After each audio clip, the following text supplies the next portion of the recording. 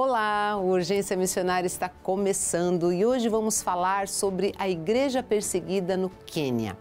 O Quênia está localizado no continente africano e, na última década, ele foi cenário de diversos ataques mortais do grupo jihadista Al-Shabaab, grupo militante islâmico. O Al-Shabaab também tem forte influência entre a população local e seus membros frequentemente monitoram as atividades dos cristãos. E por causa da corrupção e do crime organizado, as autoridades não tomam medidas para proteger cristãos atacados e, com isso, encorajam novos ataques de perseguição. Além disso, a ação dos jihadistas prejudica os sistemas de educação e saúde regionais, visto que a maioria dos professores cristãos, profissionais de saúde e outros prestadores de serviços sociais deixaram a região norte por causa da insegurança. Com este nível de perseguição, as vítimas são inevitáveis. No programa de hoje, você vai conhecer a história do perdão incondicional de uma viúva no Quênia. Nesse vídeo que você assiste agora, com produção da missão Portas Abertas. Leões, girafas, elefantes e manadas de grandes búfalos habitam no Parque Nacional Masai Mara. Esse é o Quênia, país situado no oeste da África. Além do parque, suas belas praias recebem visitantes de todo o mundo. Porém, por trás das áreas de turismo, a pobreza e necessidade invadem as casas. Extremistas religiosos de países vizinhos encontram cada vez mais adeptos entre a população islâmica e pobre do Quênia. A fé cristã é equiparada a um grande mal vindo do Ocidente rico, uma imagem que não condiz com a realidade e é construída com o objetivo consciente de se criar inimizade entre os povos. Cada vez mais ataques mortais acontecem contra estudantes cristãos, igrejas e pastores. Dr. Benjamin Juma, marido de Gladys, e um amigo pastor foram as primeiras vítimas de tais ataques aos cristãos no Quênia. Benjamin era um médico exemplar. Ele se dedicava em cuidar de todas as pessoas. Se ele entrasse em um quarto e um paciente lhe dissesse não estar bem, ele prontamente o examinava e dizia: "É melhor você tomar este medicamento." Eu o admirava pelo tipo de pessoa que era. Ele amava sua família e estava sempre ao nosso lado. As crianças costumavam brincar: "Mãe, seu namorado está no telefone de novo." E eu dizia sorrindo: por favor, deixe-nos namorar e dar risadas." Pois, de fato, ele era um homem que ria muito. Com Benjamin, aprendi também a perdoar pela forma como ele vivia. E em um curto período, ele passou a ser um referencial para mim. Se eu fizesse algo errado, era a primeira a lhe dizer: "Bem, desculpe, eu fiz isso. Realmente, perdoe-me por isso." Nós tínhamos um relacionamento maravilhoso, muito, muito lindo. Eu sinto falta dele. Bem, além de meu marido, era meu parceiro de oração. Todas as noites, antes de nos deitarmos, líamos a Bíblia juntos e de mãos dadas orávamos. Só ele e eu. No início da manhã de 7 de maio de 2012, ele mencionou uma missão que estava planejando e orou para que pudesse realmente saber lidar com as pessoas. Assim, nessa manhã, perguntei: "Ben, você tem certeza que quer ir para essa missão?" E ele respondeu: "Sim." Então eu disse: "Por favor, não vá. Você sabe que é melhor convidar as pessoas para uma região onde vivem mais cristãos, em vez de vocês irem até onde elas estão. Vocês são apenas 2. Até hoje não sei dizer exatamente o que me fez ficar apreensiva em relação a essa missão. Até então, o máximo que acontecia em Mombasa era apenas pequenas manifestações aqui e ali de cunho político. Porém, não havia nada que visasse atingir cristãos ou muçulmanos. But there was really nothing targeting Christian or targeting Islam. On record, Kenya is 82% Christian. Oficialmente, temos 82% de cristãos no Quênia. Eu cresci em Mombasa e nós sempre vivemos com os muçulmanos sem qualquer problema. Atualmente, há um pouco mais de muçulmanos do que cristãos em Mombasa.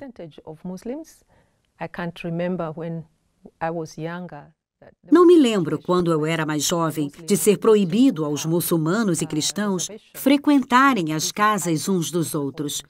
Passávamos o Natal juntos e comíamos juntos.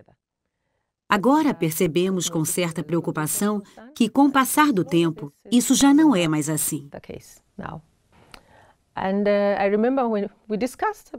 Lembro-me ainda que Ben cedeu aos meus apelos depois de algumas conversas e, enfim, disse: "Está certo, Gladys, não vou sair para evangelizar." Assim, quando fui para o escritório, deixei-o sentado na sala de estar lendo a Bíblia e tomando um café. Ele voltou a dizer: "Fique tranquila, não vou participar dessa missão." Por volta das 11 horas, de minha mesa no escritório, vi Benjamin sair de casa com as chaves do carro e uma máquina fotográfica na mão. E disse para mim mesma: "Ele está indo para a missão." E claro, pensei: puxa, tínhamos concordado que ele não iria. Mas tudo bem.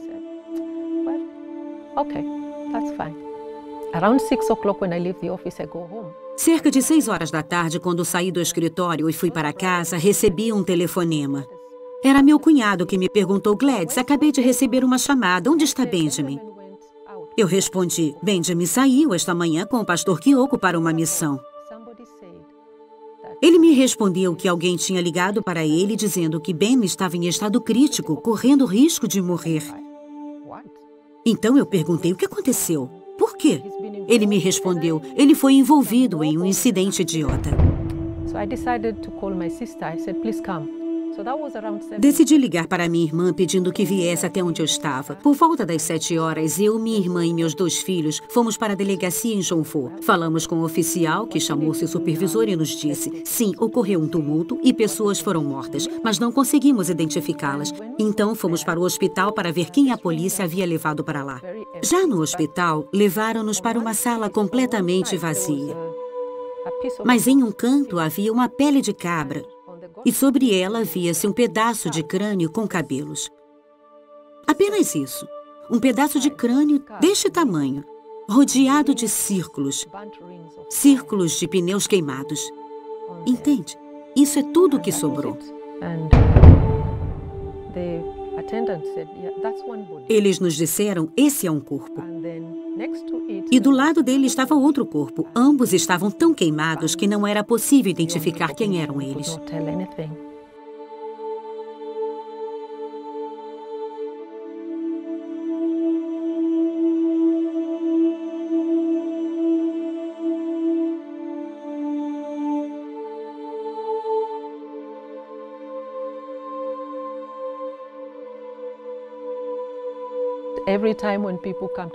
Todas as vezes que os doentes vinham à clínica do meu marido, ele oferecia um livreto sobre Jesus Cristo ou compartilhava o amor de Deus, sem se importar se eram cristãos ou não cristãos.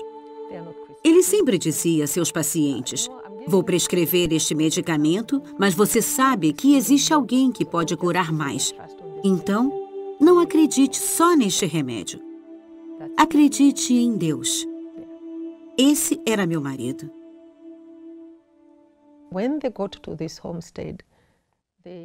Como soubemos, aconteceu o seguinte. Quando eles chegaram à propriedade, foram recebidos pela esposa do homem com quem iam conversar. Eles a cumprimentaram e pediram para passar um tempo com seu esposo. Eles queriam falar com ele sobre o Evangelho. Ela deu alguns passos e começou a gritar: "Ladrões! Ladrões!" De repente, as pessoas apareceram. Não se sabe de onde. Elas simplesmente surgiram, armadas com pedras, facões, pedaços de madeira, e então começaram a espancá-lo.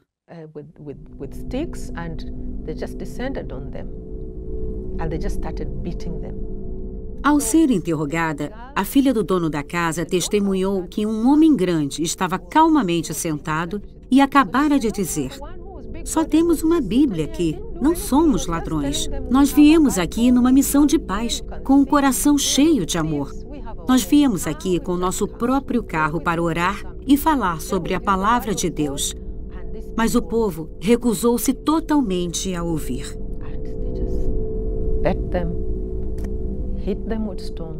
Então bateram neles, jogaram pedras e os feriram com facões, até que caíssem.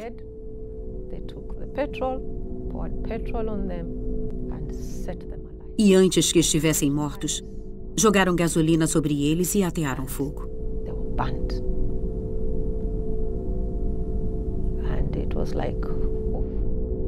Isso foi simplesmente terrível.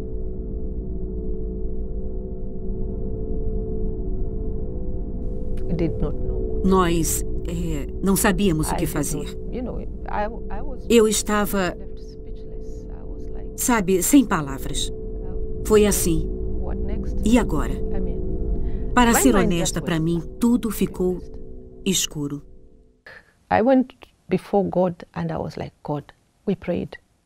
Eu disse a Deus, Deus, nós oramos. E Benjamin passava uma semana jejuando e orando. Se não era esse o seu desejo, bastava nos dar um sinal. Queria dizer, por que chegou a esse ponto? Eu estava compartilhando isso com Deus. Por quê? Por que o Senhor permitiu isso? O que aconteceu? O que deu errado? Naquela ocasião, eu estava muito preocupada com meus filhos, porque eles amavam muito o pai.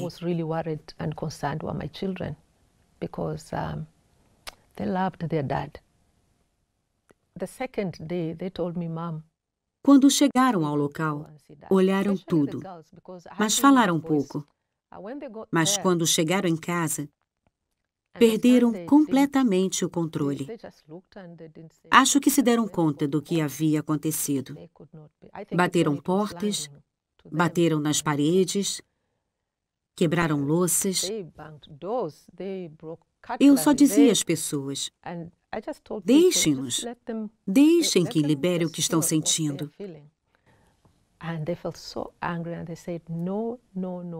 Estavam com muita raiva e diziam, não, não, não, mãe. De jeito nenhum, eles não podem ter feito isso com papai e saírem impunes. À noite, enquanto orávamos, disseram, mamãe, queremos orar por cada uma das pessoas que se envolveu.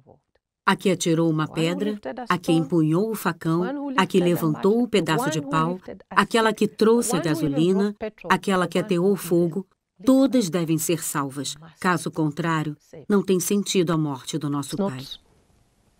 There's no two ways about it. I remember that was the second day and we were praying for the people. Era somente o segundo dia e estávamos orando pelas pessoas que estavam por trás do ataque. E eu disse, as crianças estão agindo como Benjamin sempre fez. Perdoar depressa e seguir em frente. Não guardar rancor por alguém que feriu você.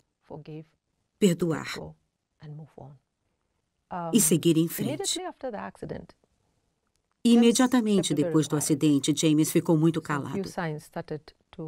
Alguns pequenos sinais começaram a indicar que ele estava revoltado com tudo o que havia acontecido. Ele começou a ficar com muita raiva de mim e foi adiante ficando com raiva do pai e também muito zangado com Deus. Chegou ao ponto de nem mesmo ir à igreja. Minha maior preocupação era, meu Deus, o que aconteceu? Onde está seu servo? Lembro-me que um dia eu disse, Deus, o Senhor precisa me dizer, não aguento mais. Eu sentia apenas um grande vazio em meu coração, não podia mais. Quando eu tentava orar, ajoelhava, mas só podia suspirar. O Senhor sabe. Quando dormia, via a mim mesma sentada em um lindo campo verde. Lindo campo verde. O sol estava brilhante e quente, mas eu não sentia calor. Tinha apenas uma agradável sensação em minha pele. E em volta, podia ver maravilhosas e lindas flores. Around there were flowers. Beautiful, beautiful flowers. The butterflies were just awesome. E as borboletas voavam. Simplesmente fantásticas. E havia um perfume no ar. Não era baunilha, não era chocolate, não eram morangos, porém uma fragrância deliciosa. Então eu ouvia uma música suave, muito suave.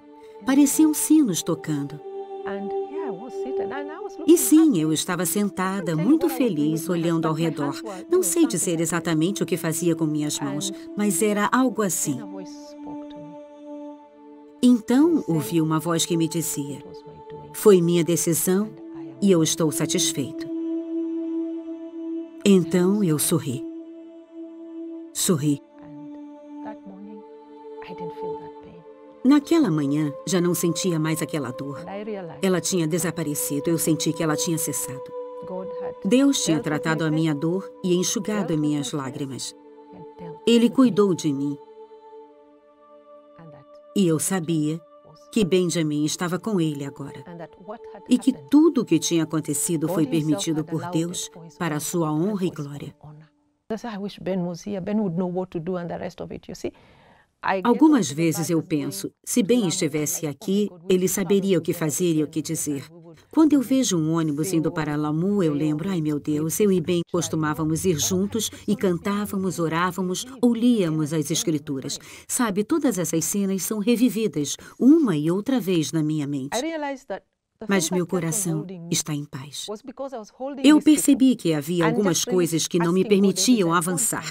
Eu ainda pensava nas pessoas que mataram meu marido e eu sempre pedia ao Senhor: Deus, faça alguma coisa contra elas. Mas a lição mais gloriosa que aprendemos é que Cristo foi perseguido e que nós também passaremos perseguição. E quando fomos perseguidos, não é porque Deus não gosta de nós. Não, é porque Ele nos ama.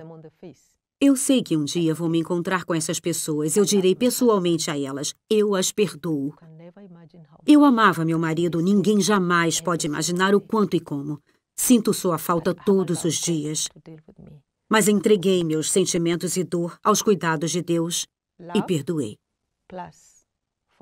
Amor mais perdão igual a vida. Ódio mais ressentimento igual à morte. Essa é a equação. Quando perdoamos, começamos a amar. Foi muito doloroso para mim ir até o fundo do poço para, de fato, aceitar a morte de Ben e me libertar. E eu me libertei, porque perdoei. Infelizmente, pouco depois, o nível de violência em nosso país aumentou muito e os pastores começaram a ser mortos em suas igrejas. Cristãos que viajavam nos ônibus eram arrastados para fora e assassinados por causa da sua fé. Em certa região, as pessoas batiam à porta e, quando alguém a abria, era assassinado, só pelo fato de ser cristão. Esses atos violentos são praticados na frente das crianças. Entendem? Diante das esposas. Isso é realmente assustador.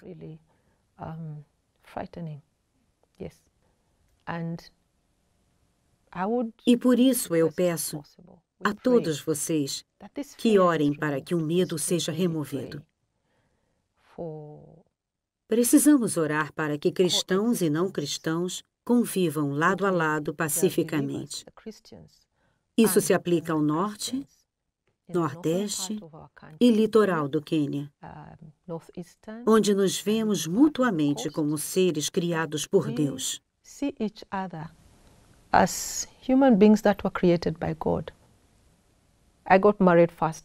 Eu me casei pela primeira vez e meu marido morreu, câncer de fígado. Depois casei-me com Benjamin, ele morreu queimado. Sei bem o que é perder a pessoa que se ama profundamente. A dor de quando ela é arrebatada de você. Compreendi que sim, posso identificar-me com muitas mulheres cujos maridos também foram mortos. Eu as convidei para minha casa. Tomamos chá juntas, ouvimos umas às outras, encorajamo-nos mutuamente e oramos umas pelas outras. E, claro, sei que o Senhor está nos amparando. As mulheres sabem que alguém se preocupa com elas e que não estão sozinhas. E se nós não cuidarmos dessas mães, elas não terão forças para criar seus filhos e eles podem crescer com a sensação de abandono. Isso é o que estava acontecendo com meu filho James. Ele passava horas sozinho em casa e percebi que isso não era bom para ele. Seus avós, tias e tios disseram para mim: vamos ajudar você nessa situação.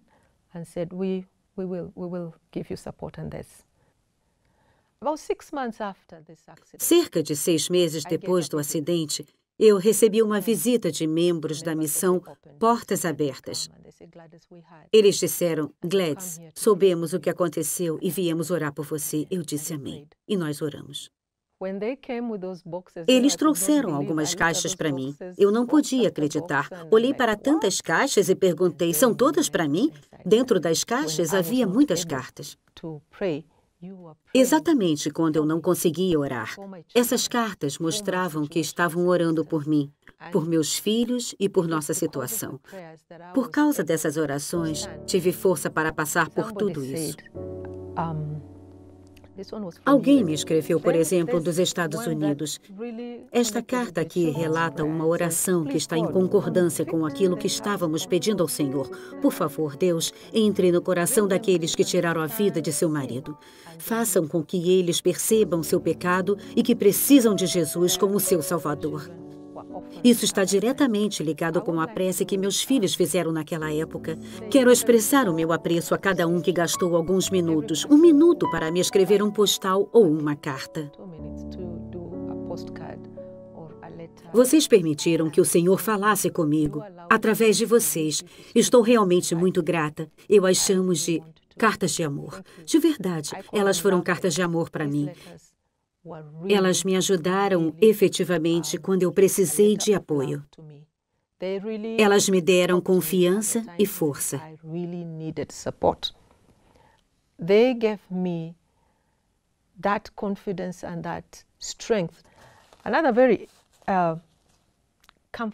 Outra carta muito importante e que me confortou dizia: Jesus conhece você. Ele conhece você mais do que você mesma e dá a capacidade que necessita para passar por tudo isso. Ele conforta você. Nunca deixe de estar ao seu lado como prometeu. Ele virá em seu socorro sempre que chamar por ele. Ele sempre ouvirá seu chamado e dará a você alívio e forças e nunca abandonará.